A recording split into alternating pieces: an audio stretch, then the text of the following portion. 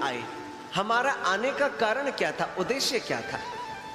क्या ये भोग विलासिता का जीवन जीना हमारे जीवन का ध्येय है?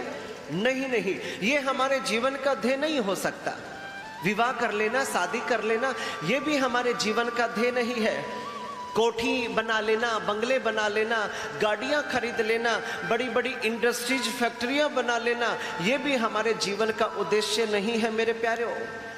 हमारे जीवन का उद्देश्य केवल एक ही है, और वो है अपने आप को जानना। हु एम आई, मैं कौन हूं और मेरे जीवन का ध्येय क्या है, मेरे जीवन का लक्ष्य क्या है, मेरे जीवन का टारगेट क्या है। हम यही जानने के लिए इस संसार में, इस जगत में हमारा आना हुआ कि ये जीव हमेशा हमेशा के लिए मुक्त हो जाए, 84 लाख योनियों से पार होकर के परमात्मा को जान ले, सत्य को जान ले और आवागमन से छुटकारा पा ले, और अपने आप को जान करके हमेशा हमेशा के लिए मुक्त हो जाना। सा विद्यायाम विमुक्तये। मेरे प्यारों, भागवत कथा हमको मुक्त होना सिखा रही है। मुक्त तो सबको होना ही चाहिए। जब हम इस संसार में आए हैं, इस जगत में आए हैं, तो हमें कुछ करना चाहिए। अगर हम कुछ करेंगे नहीं तो बताओ जरा हमें हमारी मुक्ति कैसे होगी? गुरु तो केवल आपका मार्ग प्रशस्त कर सकता है, गुरु आपको रास्ता दिखा सकता है, गुरु आपका पथ आलोक से आलोकित कर सकता है, लेकिन उसके ऊपर चलना तो स्वयं को ही पड़ेगा, उसके ऊपर चलना तो आपको ही पड़ेगा। हमारे शास्त्रों में 3 प्रकार की कृपा बताई गई है। एक कृपा होती है भगवान की, और एक कृपा होती है गुरु की, और तीसरी कृपा होती है स्वयं की। अब देखो, परमात्मा ने तो कृपा करके हमें ये अनमोल शरीर दे दिया, ये मनुष्य तन मिल गया, इस मानव चोला पा करके भगवान ने हमारे ऊपर बड़ी विशेष कृपा की है। यदि हमको ये नर्तन नहीं मिलता, अगर ये मनुष्य का चोला नहीं मिलता, सपोज करिए, कल्पना करिए, अगर आप कोई कबूतर बन जाते, या आप छिपकली बन जाते, या आप कोई कुत्ता बिल्ली बन जाते, तो फिर क्या हाल होता आपका? आपके ऊपर भगवान की कृपा हुई है तो आपको ये मनुष्य नर्तन आपको मिला है, ये मानव चोला आपको मिला है। विशेष कृपा आपके ऊपर हुई है मेरे प्यारे। नहीं तो मनुष्य शरीर को पाने के लिए तो लोग लालायित रहते हैं। ब्रह्मांड के सभी जीव इस नर तन को पाने के लिए अभिलाषा से परिपूर्ण रहते हैं कि हमें कब ये नर तन मिले, ये नर चोला मिले, और हम इसको पा करके हमेशा हमेशा के लिए मुक्त हो जाए। इसलिए आपके ऊपर भगवान की विशेष कृपा हुई है कि आपको ये मनुष्य तन मिल गया, और मनुष्य तन पा करके हम सदगुरु के चरणों में चले गए, हमने गुरु भी धारण कर लिया।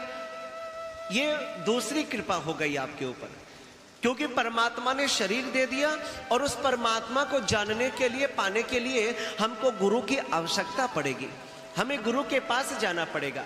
अब गुरु की कृपा बरसी, रहमत बरसी, उन्होंने ध्यान का मार्ग बतला दिया, हमारा मार्ग सन्मार्ग की ओर प्रेरित कर दिया।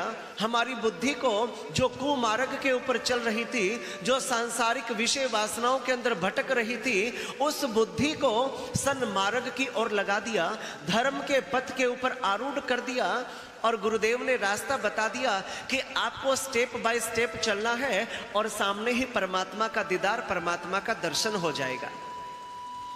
अब मेरे प्रभु की भी कृपा हो गई और गुरु की भी कृपा हो गई, लेकिन हम गलती कहाँ करते हैं, हम चूक कहाँ करते हैं? हम गलती यहाँ कर देते हैं कि हम अपने आप पर कृपा नहीं कर पाते। अब प्रभु ने आशीर्वाद दे दिया, गुरु ने भी कृपा बरसा दी, तो अब चलना तो आपको ही पड़ेगा ना। अगर आप चलोगे नहीं, रास्ते में ही अगर बैठ गए, तो आप जरा बताइए कि परमात्मा तक आप कैसे पहुंच पाओगे? नहीं पहुंच सकते। परमात्मा तक पहुंचना है तो आपको सबसे पहले स्वयं पर कृपा करनी होगी। जैसे आप सांसारिक कार्य करते हैं, ऐसे ही आपको पहली प्राथमिकता भगवत नाम जप को देनी होगी, सुमिरन को देनी होगी, और भगवान के लिए थोड़ा समय निकालना पड़ेगा। और प्रभु के लिए जो समय निकालता है तो परमात्मा उसके नजदीक, उसके निकट ही हो जाता है।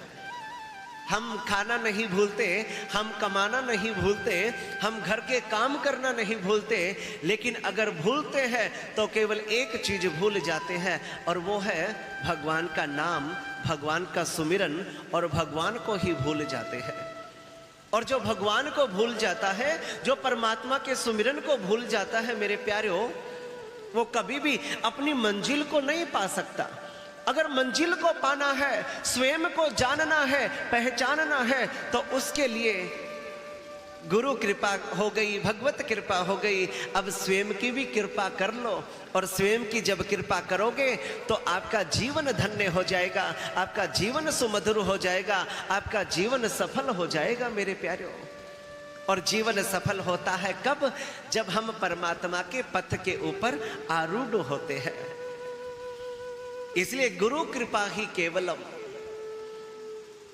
गुरु कृपा ही केवलम मेरे प्यारे। 3 प्रकार की कृपा होती है, और हमको सदगुरु रूपी नाव के अंदर विराजमान होना पड़ेगा, होना पड़ेगा ना। बिना गुरु के कल्याण हो ही नहीं सकता।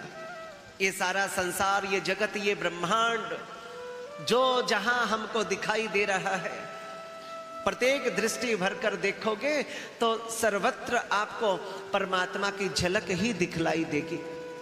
इसलिए परमात्मा तक पहुंचना है तो हमें गुरु की शरण में आना पड़ेगा। कल आप सबने बहुत सुंदर दिव्य कथा का रसपान किया। जीवन का एक एक शेष दिन पूरा हो रहा है ना, वृद्धावस्था की ओर बढ़ रहे हैं ना, इसमें कोई संशय तो नहीं है ना।